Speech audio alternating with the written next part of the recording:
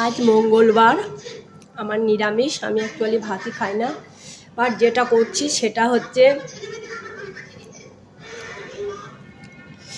একদম জালি মানে কচি চাল কুমড়ো নারকেল দিয়ে করব। আর যেটা করব, মঙ্গলবারে নিরামিষ যেহেতু, এখানে দই আছে, আমুলের মস্তি দই। দইয়ের আমি একটা চাটনি করব। সেই চাটনিটা একটু কীভাবে করছি প্রসেসটা দেখো। এখানে দইটা আছে, এটা হচ্ছে বিট লবণ,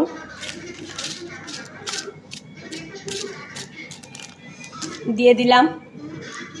আর এখানে আছে আদা বাটা, যেটা আমি শিলে পিষে নিয়েছি। এই আদা বাটা দিয়ে এই দইয়ের চাটনিটা হবে। এই নুনটা দিলাম।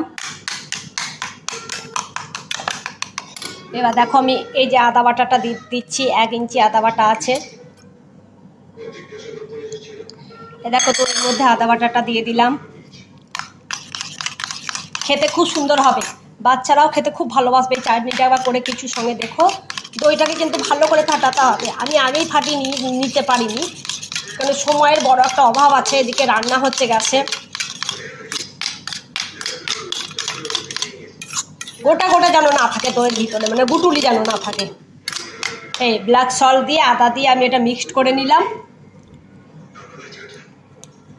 সামান্য একটু চিনি, জাস্ট অল্প। খুব বেশি বৃষ্টি হলে ভালো লাগবে না, বা খুব নুন ছোকা হয়ে গেলে ভালো লাগবে না। এবার দেখো আমার কাঁচা আর পাকা লঙ্কা আছে, যেটা সবুজ লঙ্কা আর কাঁচা লঙ্কার মধ্যে যেটা পাকা লঙ্কা।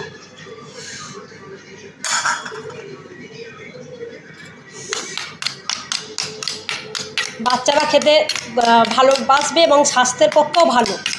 টক দইয়ের সঙ্গে বিট লবণ, কিন্তু এমনি কোনো নুন নয়। এই আমার রেডি হয়ে গেল টক দইয়ের চাটনি, আদা বাটা আর কাঁচা লঙ্কা দিয়ে। আর এখানে হবে নারকেল দিয়ে চাল কুমড়ো। তাহলেই আমার আজকে নিরামিষের রেডি। চাটনিটা অবশ্যই করে খেও। আর চাল কুমড়ো নারকেল তো অবশ্যই খুবই ভালো লাগে খেতে, এটা বলার কথা নয়। নিরামিষের জন্য মঙ্গলবার দইয়ের চাটনি আর নারকেল দিয়ে চাল কুমড়ো।